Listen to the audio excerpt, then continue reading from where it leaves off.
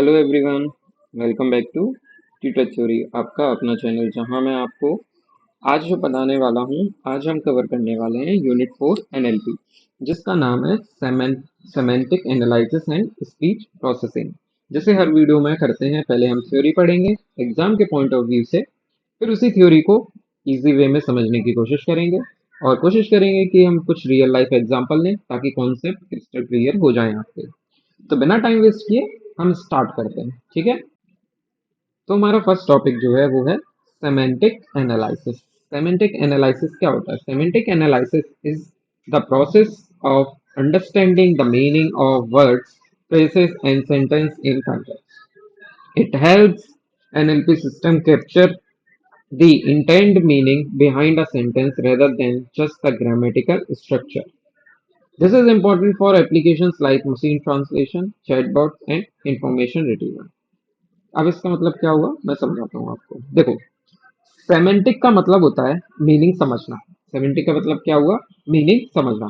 NLP सिर्फ grammar नहीं देखता, उसे ये भी समझना होता है कि उसे यूजर क्या कहना चाह रहा है। मतलब जो नेचुरल लैंग्वेज प्रोसेसिंग है, वो अकेला ग्रामर नहीं देखता, वो ये भी देखता है कि जो सामने यूजर जो इनपुट दे रहा है वो कहना क्या चाह रहा है।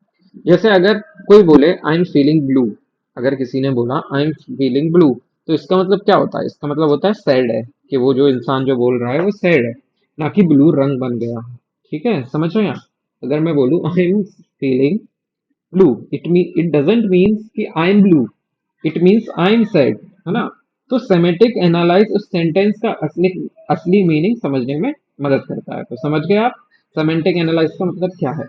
दूसरा है हमारा topic semantic attachment. Semantic attachment are rules that connect synthetic structure like phrase tree with their meanings. When a sentence is phrased, each part of the sentence like noun, verb get attached to a semantic unit to give meaning. ठीक है। अब देखिए देखिए phrase tree क्या है, हमने last unit में पढ़ा था। आपने अगर वीडियो नहीं देखे हैं तो मैंने यूनिट 1 2 3 सबके वीडियो डाल दिए हैं, तो आप वो देख लेना। अब इसका मतलब क्या है? देखो, जब हम फ्रेज करते हैं, हम क्या करते हैं? फ्रेज करते हैं, मीन्स चीजों को तोड़ तोड़ के, सेंटेंस को, वर्ड्स को तोड़ तोड़ के लिखते हैं। तो हर वर्ड का रोल होता है ऑब्वियसली। जब हम उसको सेंटेंस को तोड़ रहे हैं तो उधर हर वर्ड का एक मतलब होता है। जैसे रवि है, अब मैंने बोला रवि ईट्स, रवि ईट्स। तो अगर मैंने रवि ईट्स को सेंटेंस को तोड़ा वर्ड में, तो रवि अलग टूट गया, ईट्स अलग टूट गया। तो रवि क्या हुआ? वर्ब हुआ। सॉरी, रवि क्या हुआ? सब्जेक्ट हुआ। ईट्स क्या हुआ? वर्ब हुआ। तो सेमेंटिक अटैचमेंट ये कंफर्म करता है कि हर वर्ड का मतलब सेंटेंस में फिट बैठा है या नहीं। जैसे जैसे लियोग के ब्लॉक्स, ठीक है, जैसे लियोग के ब्लॉक सिंथेटिक स्ट्रक्चर है और मीनिंग ग्लू है जो सबको जोड़ता है। समझे आप? मीन्स ये हेल्प करता है कि जो सेंटेंस है उसमें जो वर्ड्स यूज हो रहे हैं वो उसमें बैठ रहे हैं, उसमें उसका मतलब है या फिर नहीं है, उसमें फिट हो रहे हैं या नहीं है हो रहे हैं। ठीक है, इसके साथ हमारा सेकंड टॉपिक भी हो गया। अब हम देखते हैं अपना थर्ड टॉपिक। अब हमारा थर्ड टॉपिक है वर्ड सेंस। ठीक है, वर्ड सेंस क्या होता है? तो word sense refers to the different meanings a word can have based on context. Many words in natural language are different, having multiple meanings. Semantic analysis tries to find them correct meaning. ठीक है, मतलब मैं समझाता हूँ। देखो, bank का मतलब क्या होता है? बैंक का मतलब क्या होता है? रिवर या स्टेट बैंक ऑफ इंडिया? बताओ, मैंने आपको बोला bank, it means river bank या फिर state of India, state bank of India? आप बता सकते हो? नहीं बता सकते हो ना। तो वर्ड सेंस समझाना एनएलपी के लिए जरूरी है, वरना सिस्टम कंफ्यूज हो जाएगा कि हम किसकी बात कर रहे हैं। तो सिस्टम को ये डिसाइड करना होता है कि वर्ड का कौन सा मीनिंग फिट फिट बैठता है सेंटेंस में। जैसे if I will say I am near bank, मैंने बोला आई एम नियर बैंक, तो अगर यहाँ पे वर्ड सेंस हेल्प नहीं करेगा तो उसको लगने लगेगा I am near word, sorry, river bank, जबकि मैं किसके पास था? स्टेट बैंक ऑफ इंडिया के पास था। तो मेरे अकॉर्डिंग ये भी क्लियर हो गया होगा वर्ड सेंस का मतलब क्या होता है।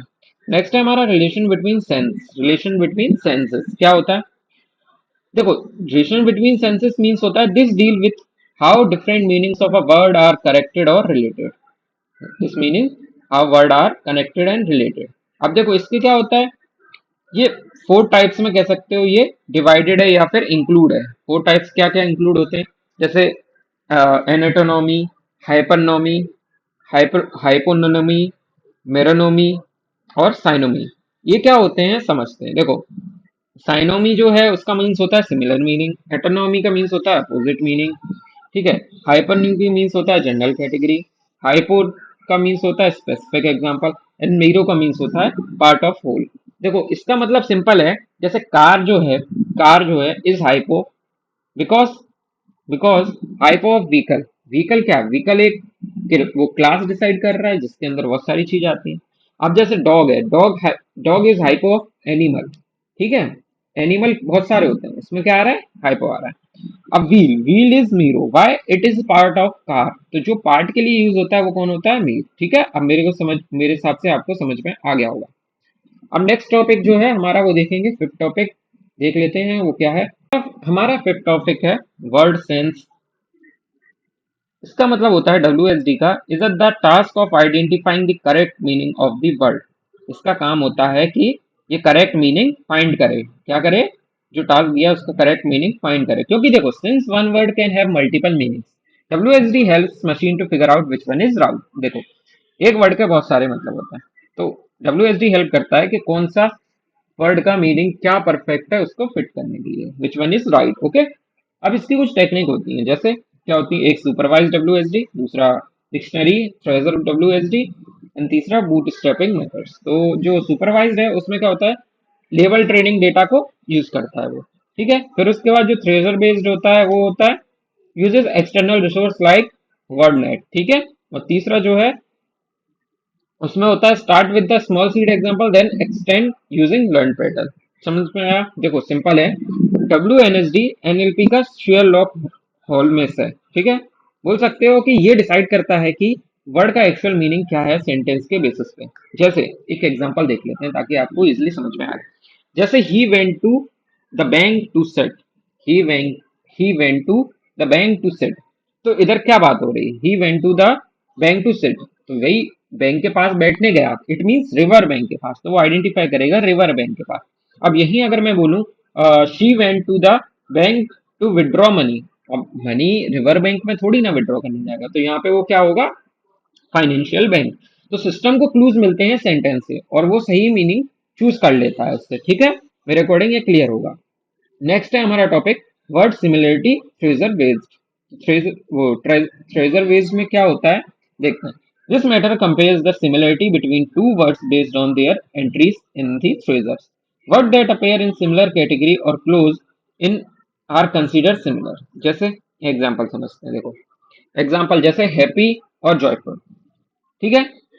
ट्रेजर में पास पास होते हैं तो सिस्टम उन्हें सिमिलर मान लेता है। जॉयफुल और हैप्पी का मतलब क्या होता है, ऑलमोस्ट सेम ही होता है, तो सिस्टम क्या है, उन्हें सेम मान लेता है। ये ह्यूमन लेवल अंडरस्टैंडिंग लाने में मदद करता है NLP को। ये क्या करता है, जो ट्रेजर बेस्ड है वर्ड सिमिलरिटी को, वो ह्यूमन बेस्ड थिंकिंग या अंडरस्टैंडिंग मशीन में लाने की कोशिश करता है। इसके साथ हमारा सिक्स टॉपिक भी खत्म है। अब सेवन टॉपिक देखते हैं। सेवन टॉपिक है हमारा डिस्ट्रीब्यूशनल मेथड्स। ये क्या होता है देखते हैं। Distributor method calculates similarity based on how words appear in the similar context. This is based on famous principle. You shall know a word by company it keeps used in word enriching. ठीक है। अब देखो समझाता हूँ मैं आपको। देखो इसका मतलब सिंपल है। ये मेथड कहता है कि आप किसी वर्ड को उसके दोस्तों से पहचानो, समझे। अगर किंग और क्यून अक्सर सिमिलर कंटेक्स्ट में आते हैं तो NLP समझ जाता है कि ये कनेक्टेड है। समझ गया, इसका मतलब क्या हुआ कि आप उनके दोस्तों से आप उसको पहचानने की कोशिश करें, ठीक है। मेरे अकॉर्डिंग ये आपको क्लियर हो गया होगा। अब टॉपिक नंबर 8 देख लेते हैं। टॉपिक नंबर 8 है हमारा कंपोजिशनल सेमेंटिक्स। अब कंपोजिशनल सेमेंटिक्स क्या होता है, compositional semantics is the study of how individual word meaning combined to form sentence meaning. It follows the principle of compose it follows the principle of the meaning of a sentence is determined by the meaning of its parts and how they are combined. देखो इसका मतलब है कि देखो red ball का मतलब है एक बॉल जो रेड कलर की है, ठीक है। ये आपको समझ में आया।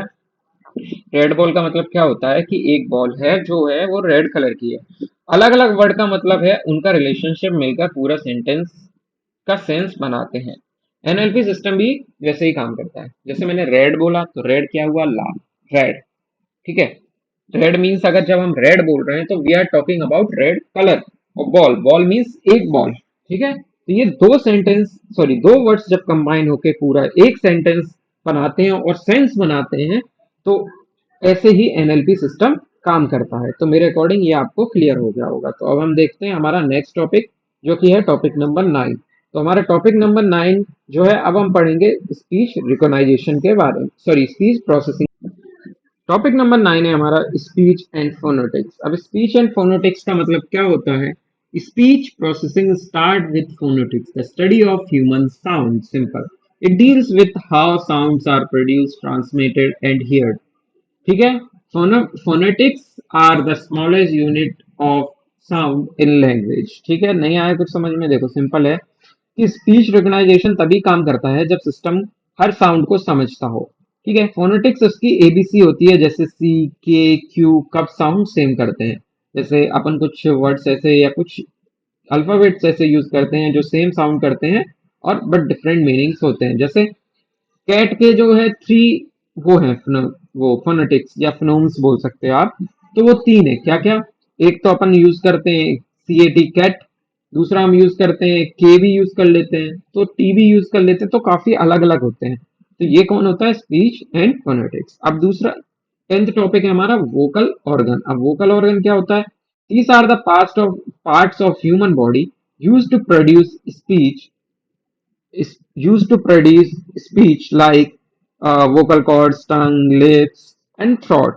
देखो speech is generated by air flow and positional change in the organs, ठीक है। देखो जैसे म्यूजिक इंस्ट्रूमेंट के पार्ट्स होते हैं, जैसे कोई भी आपने म्यूजिक इंस्ट्रूमेंट कभी देखा हो या फिर बजाया हो, तो आपको पता होगा कि म्यूजिक इंस्ट्रूमेंट के भी पार्ट्स होते हैं जिनकी वजह से साउंड बनता है।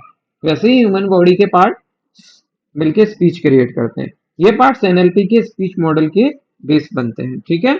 ये भी क्लियर हो गया होगा। अब हम अपना टॉपिक नंबर 11 देखते हैं। टॉपिक नंबर 11 है हमारा फोनोलॉजिकल रूल्स एंड ट्रांसड्यूसर्स। देखो phonological rules define how sound behave in a language and transducer convert between spoken words and phonetic symbols. जैसे देखो एग्जांपल, जैसे मैंने एग्जांपल लिया है वॉल्ट। वॉल्ट का प्रोनाउंसिएशन अपन कर सकते, वॉल्ट का प्रोनाउंसिएशन वॉक्ड होता है, ठीक है। वॉक्ड, के टी यूज हो रहा है, तो not walk vault, it's walked, ठीक है। तो सिस्टमेट फोनोलॉजिकल रूल से साउंड का सही टेक्स्ट निकालता है, और ट्रांसड्यूटर एक तरह का कन्वर्टर होता है जो साउंड टू टेक्स्ट और वाइस वर्सा करता है। मीन्स साउंड टू टेक्स्ट करता है, टेक्स्ट टू साउंड करता है। ये किसका काम है? ट्रांसड्यूसर्स का, ठीक है। नेक्स्ट टॉपिक है हमारा प्रोबेबिलिस्टिक मॉडल क्या होते हैं। तो देखो यूज्ड इन, ये किस में यूज होते हैं? It is used in speech for prediction and recognisation under uncertainty. जैसे कुछ नॉइस हो रही है, तो ये सारी चीजों में क्या यूज होते हैं? तो इसमें दो मॉडल्स होते हैं, कौन कौन से? एक बेस, एक एचएमएमएस। तो इसको समझाने की कोशिश करता हूँ। देखो स्पीच जैसे मैं अभी बोल रहा हूँ, ये नॉइजी हो सकती है, ठीक है, या फिर कुछ इनकरेक्ट भी हो सकता है। तो NLP models like H M M S use probabilities to guess correct word. Means जो एमएमएस मॉडल है, H M M S model है, वो क्या करता है? प्रोबेबिलिटी को यूज करके सही वर्ड गैस करता है, ठीक है। जैसे हम कभी पूरी बात नहीं सुनते फिर भी कंटेक्ट से समझ जाते हैं, ठीक है, वैसे ही सिस्टम गैस करता है, ओके। ये हमारा हो गया टॉपिक नंबर 12 भी कंप्लीट। अब टॉपिक नंबर 13। टॉपिक नंबर 13 है हमारा स्पेलिंग एरर मॉडल्स। ये क्या होते हैं? Models are used to detect and correct spelling errors in the text input. They look at how likely it is that a wrong word was typed instead of correct one. Example, if you type receive, the system suggested receive means spelling आप गलत लिखते हैं। Means जैसे आपने लिखा receive, RECIEVE, ठीक है, तो लिखा तो सिस्टम चेक करेगा स्पेलिंग करेक्ट है या नहीं है। पैटर्न और वर्ड फ्रिक्वेंसी चेक करके वो करेक्ट करेगा, क्योंकि वो गलत नहीं। जैसे आप कभी कभी चैट जीपीटी पे कुछ सर्च करते हैं, गूगल पे कुछ सर्च करते हैं, तो आपने देखा है आप गलत स्पेलिंग भी डालते हैं, गलत इनपुट भी डालते हैं, तो वो करेक्ट करके आपको दे देता है। तो ये होता है स्पेलिंग एरर मॉडल्स का काम, ठीक है। उसके बाद है अपना Bayes model of for spelling correction. क्या करता है ये? देखो बेस थ्योरम जो है to pick the most likely correct word from the basis spelling. जैसे अपन ने देखा होगा कि आप कुछ व्हाट्सएप पे टाइप कर रहे हैं या कहीं भी टाइप कर रहे हैं, तो हमें कुछ वर्ड सजेस्ट करते हैं, या हमें बोलते हैं स्पेलिंग चेक करें, तो जब हम उस पर क्लिक करते हैं तो हमें जो सजेशन मिलते हैं वो मिलते हैं बेस मेथड की वजह से। ये क्या करता है, हमें मदद करता है या मशीन को मदद करता है to pick the most likely correct word from the misspelling. ठीक है, जैसे मैंने लिखा T E H, T E H मैंने लिख दिया, ठीक है, टी ई एच लिखा, तो ये सिस्टम सोचेगा सबसे पहले प्रोबेबली वर्ड क्या हो सकता है। ठीक है, सिस्टम सोचने लगेगा ये टी ई एच लिखा है तो इसका प्रोबेबिलिटी वर्ड क्या हो सकता है। तो बेस फॉर्मूला जब लगेगा तो वो पिक करेगा टी एच ई दा, बिकॉज दा is mostly like, obviously T H E की जगह टी ई एच मैंने कर दिया था। तो ये कौन करता है हेल्प, बेस मेथड हेल्प करता है। ठीक है, इसके साथ हमारा टॉपिक नंबर 14 भी कंप्लीट हो गया। टॉपिक नंबर 15 है हमारा मिनिमम एडेड डिस्टेंस। अब मिनिमम एडेड डिस्टेंस क्या होता है वो समझते हैं। तो मिनिमम एडेड डिस्टेंस है, it measures how many changes are need to turn one word into another, like operation, insert कर सकते हैं, डिलीट कर सकते हैं, सब्स्टिट्यूट कर सकते हैं। ठीक है, मींस एक वर्ड को दूसरे वर्ड में चेंज करने के लिए कितने स्टेप्स लगेंगे ये मान लो। फॉर एग्जांपल, जैसे अगर एग्जांपल के लिए मैं आपको बताऊं, फॉर एग्जांपल हाँ, वर्ड इज कैट, कैट से कट बनाना है तो ए को यू से रिप्लेस करना पड़ेगा। ठीक है, जैसे कैट है, सी ए टी कैट, से कट करना है, सी यू टी कट, तो ए को किससे रिप्लेस करना पड़ेगा, यू से रिप्लेस करना पड़ेगा। ठीक है, तो इसमें एडिट डिस्टेंस कितना हुआ, 1 हुआ।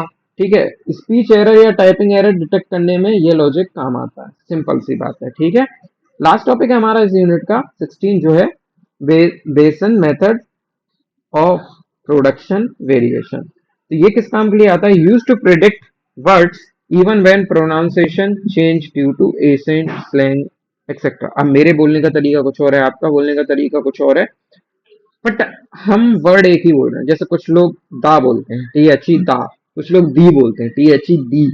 तो वर्ड का मतलब वो चाह रहे हैं एक ही चीज, बट वर्ड अलग अलग प्रोनाउंस हो रहा है। तो ये मेथड हेल्प करता है to predict the correct word even when the pronunciation is changed। ठीक है, अगर कोई बोले जैसे फॉर एग्जांपल कोई बोले गोना, ठीक है, गोना, ठीक, गोइंग टू तो सिस्टम जो है समझ जाएगा कि they are talking about to go somewhere. Okay, तो इसके साथ जो है हमारे ये यूनिट 4 के टोटल सारे टॉपिक्स हमने कवर कर लिए हैं। अब मैं आपको कुछ डायग्राम्स बताता हूँ जो इस यूनिट से बहुत इंपॉर्टेंट हैं, जो आपको प्रैक्टिस करना चाहिए। अब ये कुछ डायग्राम्स हैं, कुछ टॉपिक्स हैं जिसमें डायग्राम बहुत इंपॉर्टेंट हो जाते हैं। क्या कैसे इंपॉर्टेंट है मैंने वो सारी चीजें मेंशन की हुई हैं, आप वीडियो को पॉज करके या स्क्रीनशॉट लेके इन डायग्राम की प्रैक्टिस जरूर कर लीजिएगा। और if आपके एग्जाम में ये क्वेश्चंस आते हैं या फिर ये टॉपिक्स आते हैं तो आप ये डायग्राम थ्योरी के साथ अपन जरूर बनाइएगा, इससे आपके मार्क्स जो हैं आपको और अच्छे मिलेंगे। ठीक है, इसके साथ अब आप हम देख लेते हैं इस एक्सरसाइज के टॉप 10 मोस्ट इंपॉर्टेंट क्वेश्चंस जो आपके एग्जाम पॉइंट ऑफ व्यू से बहुत ज्यादा इंपॉर्टेंट हो जाते हैं। देख लेते हैं उनको। ये है हमारे कुछ टॉप 10 इंपॉर्टेंट क्वेश्चंस यूनिट 4 से। मैंने कोशिश की आपको सारे चीजें समझाने की, सारे क्वेश्चंस को कवर करने की। फिर भी अगर आपके मन में कोई डाउट रह जाता है, क्वेश्चन कोई समझ में नहीं आता है, तो आप कमेंट में बताइएगा। I will try to make video on it और will try to give you answer as soon as possible. तो इसका आप स्क्रीनशॉट ले लीजिए और इन क्वेश्चंस को अच्छे से प्रिपेयर करिए। तो ये था यूनिट 4 का फुल एक्सप्लेनेशन। पहले हमने थ्योरी में समझाने की कोशिश की, फिर हमने उसको नॉर्मल लैंग्वेज में एक्सप्लेनेशन देखा, फिर हमने उसको कोशिश किया रियल लाइफ एग्जांपल से समझने की, और ये यूनिट 4 को हमने फुल समझ लिया। ठीक है, अब ये अगर आपको वीडियो पसंद आया हो तो लाइक जरूर करना और ट्यूटर थ्योरी को सब्सक्राइब कर लो ताकि आपको अगली यूनिट के वीडियोस मिलते रहें। मिलते हैं नेक्स्ट वीडियो में, तब तक के लिए keep learning, stay curious, all the best.